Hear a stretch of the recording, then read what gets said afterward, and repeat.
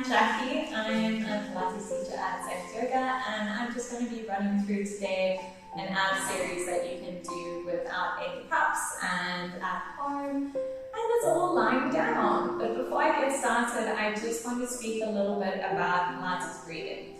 It's very important to get the correct Pilates breathing before you actually start your exercises, because the breathing is what helps to engage your full core, which is your back muscles, your deep transverse abdominal muscle, your pelvic floor muscles, and your diaphragm. And if you're not doing the correct breathing, you're not engaging your core correctly, and you will use the wrong muscles.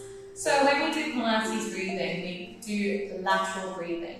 This is when we feel our rib cage going outwards instead of forwards, because that way we can keep the abdominals engaged even with our breathing. So to learn this, having your hands on either side of your rib cage, taking a deep breath in through the nose, and you feel your ribs open out, so your fingers are going to open out away from each other, and then exhale.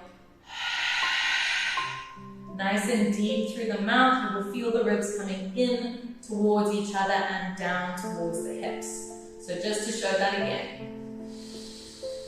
And exhaling. And yes, I sound very loud when I breathe out, because with Pilates breath, you are trying to imagine like you're fogging up glass, because that way you're getting a full push up from the diaphragm and the engagement from the abdominals to get all of the breath out. So taking that breath in, seeing the fingers open up, and exhale. Fingers come down towards each other. So now that we have that breathing, we're going to work through our abdominal exercises.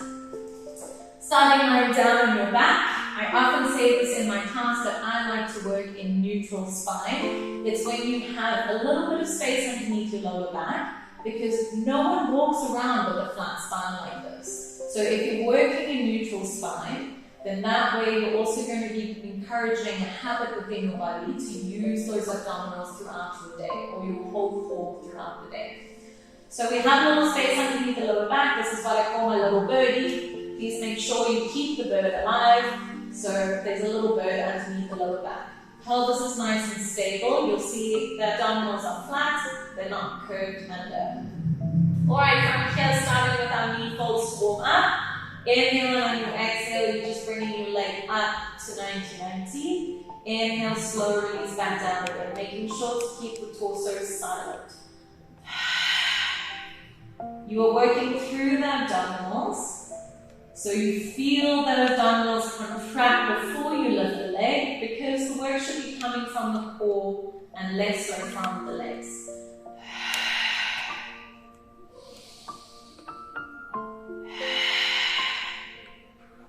Breathing, you're going to use your exhale on the most difficult part of the movement. For me, this is lifting up against gravity. That might be different for you. So use that exhale for the most difficult part so that you can engage the core. We're going to do 2 more here.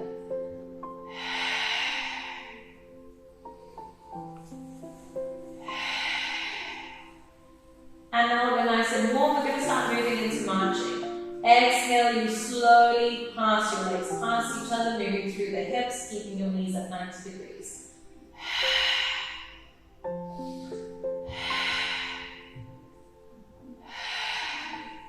You'll see that I sometimes place my hands on my rib cage. It's so that I know if my rib cage is lifting up or if I'm flattening during the exercise. 2 more. And last one. We're going to go straight into having our legs at 90-90, feet and knees are together. From here, hands on the floor. Inhale, lowering both down towards the floor, keeping the pelvis stable. Exhale to lift. You'll see me shaking a bit because I've already just taught the Pilates class. I'm a little bit tired. Inhale to lower, exhale to lift. Pilates is all about slow control, so that you can focus on your posture and correct it if you need to before you make a mistake, or any big mistake that can cause an injury. 2 more. And last one. And we're going to take a little breather breather here before we continue. So when you're releasing, you can release your back against the mat. I work with my little birdie underneath the spine, but everyone's body is different. So if you have a back injury or maybe you're feeling it a little bit more in the hips, you're more than welcome to start by flattening your spine. And as you get stronger, you'll slowly be able to work into that neutral spine. Also, it becomes a habit with a lot of people to work with the flat back, so we need to kind of retrain that. Alright, so finding our position again. Little space underneath the lower spine. Nice neutral pelvis. We're going to run through the ab series now. I'm going to be doing a full ab series. If at any point you get tired, you feel achy or painful, take a break and come back to it. You don't need to do the full series, you can work up to it. Keep in mind I've been teaching Pilates for like 2.5 years now, so I've done it quite a lot. Alright, from here, exhaling to bring both your legs up to 90-90. We're going to keep our feet and knees hip width apart, so in line with the hips. Moving along training track, so feet and knees stay in line. Exhale, we're floating our head and shoulders off the mat, but we still keep our neutral spine, so you should be able to feel a little bit of space underneath. Head is looking through your legs. From here, we're gently holding onto either side of the right leg. Exhale, we're going to lengthen our left leg to 45, engaging the quads, and then exhale, you're going to change. Slow control, moving your legs along these train tracks. We're not gripping onto the leg, we're just gently holding onto either side, keeping that pelvis nice and neutral. If at any point you're feeling this in your neck and shoulders, you can use one hand to just help support, or you can do it with your head and shoulders on the floor as well. 2 more here. Going into our full double leg stretch, both knees and feet are together now. Exhale, we're going to lengthen the legs to 45, opening up the arms overhead, and then inhale, bring our arms around in the circle, back to either side of the bent knees. Exhale to reach. Once again, trying to keep that open space underneath the lower back. It's a small space, everyone's is different. Maybe you have a large space, mine is intermediate. And preferably make sure you do it away from a wall, because I'm just hitting this wall left, right, and center. Last 2 here. Once again, you can do this with your head and shoulders on the floor, and then just do the legs. And we're going to go on to our next in the series, which is legs straight up to the ceiling. You're holding on to one leg. This is going to depend on your flexibility. Maybe you can reach up to your ankle. I can't. Exhale, lowering the opposite leg down towards the floor, hip width apart, and change. Throughout this, as I'm moving and changing, I'm starting to feel my head's getting tired, so if I wanted to, I could just have my head on the floor for a couple as we go. You want your foot to be standing over the hip. Try to avoid it coming past the hip, because then we're disengaging the abdominals. We need to have it over the hip. 2 more here. The smaller your scissors, the easier the exercise will be, so please just listen to your body and where you need it to be. And we're going to go into our last exercise here. So feet are up to the ceiling. We're going to release our head and shoulders back down to the mat. If you struggle with lower back pain, you can have a little diamond placed underneath your seat bone. And then inhale, lowering down, keeping your pelvis nice and level. I can only go to about here before my pelvis decides to shift. So then I come up again. What I mean by a pelvic shift is if your tailbone starts pushing into the floor and you're lifting up your rib cage and your back, we want to keep everything nice and engaged. So you will feel those abdominals working, and then you come back up again. Don't go past that point, because then you're using the wrong muscles. 2 more here. Last one. And release. Bring your knees to chest and take a breath. I always save the best for last, or the killer for last. So the last one that we're going to do here is our crisscross. Crisscross is engaging the oblique muscles, and once again I'm going to start with just an easier version before we go into the full version. Feet and knees hip width apart, in line with our seat bone. Making sure your little birdie is alive, please. It's just natural for me to keep it now, but you might need to just check and adjust. Interlacing the fingers, placing them at the base of your skull. This is to help support your head. Please use it. Alright, from here, elbows slightly in. Exhale, we're going to lift up to center. Keep twist to the opposite leg. Inhale, coming back. Exhale to the opposite side. As you twist, you should still be in your midline, but if you just try to bring the opposite ribs down towards the opposite hip. It's a little bit obviously impossible, but that's the kind of imagery that you want to use. So we do a couple here, just to get those obliques warmed up, get the movement correct.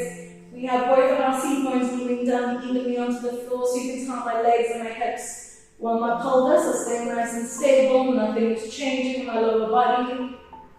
And we always make sure we finish on the opposite side that we started. We're going to do the full set now. Legs come to 90-90. Your hands are still supporting the base of your skull. You're lifting up to your center. We've got a little space for our birdie. Looking through our legs. Inhale on your exhale. Lengthen your leg to 45 degrees and you twist to the opposite leg. Inhale, come back. Exhale, opposite side. And I'm going to do a few here and just breathe through it.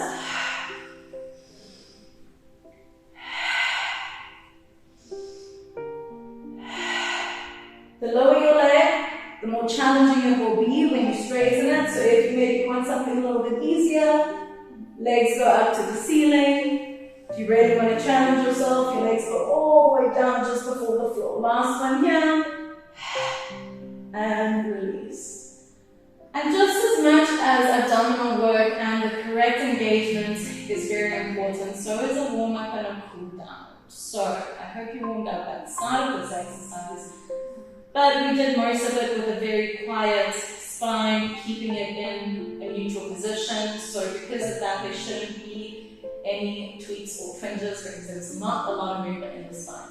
But we're going to cool down now because we need to release the abs. So always to cool down, we're going to start with a twist. Feet and knees are together. If you struggle with lower back pain, please do a smaller twist. And we're going to release our legs down to the right.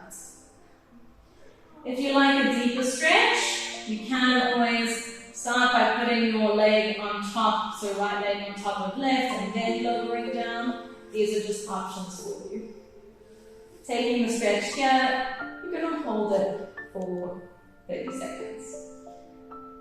And I think I've spoken through most of that 30 seconds. So we're going to change to the other side, bringing the legs back to the center. If you are doing one foot on top of the other, change your legs. Otherwise, you just keep both feet and knees together and you lower down to the opposite side. And whenever you're stretching, it's always a good time to come back and practice your breathing, especially if you're new to Pilates. You focus on imagining there's a belt coming from the spine all the way to the belly button, and every time you exhale, that belt gets a little bit tighter as everything wraps around your abdominals towards the center of your belly. Nice, deep, loud breathing. I always say to my classes, I love the loud breathing. Not very convenient for COVID, but it's okay. Alright, bringing your knees back to center, knees to chest. You just release the spine by flapping it against the spine. You can also just gently rock here from side to side. Good, and then the last one that we're going to finish off with, we're going to bring ourselves back into sitting because we also just need a little bit of side stretch for those abdominals.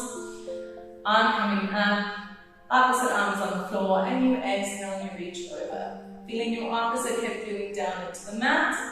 Inhale, windmill those arms and come to the opposite side. We do a couple of these, moving our shoulders like they're against a wall, so we're keeping them in line with each other. And two more here. Coming into our last one, you're more than welcome to continue doing these or either holding them if you would like to while you're at home. And we just come back to the neutral seated position. I think my 15 minutes is up. But I hope that you enjoyed that session. And there's always much more that you can do. That was just a quick abdominal activation series. We do all sorts of other things in Pilates, so if you would like to join, please make sure that you do and practice that Pilates breathing.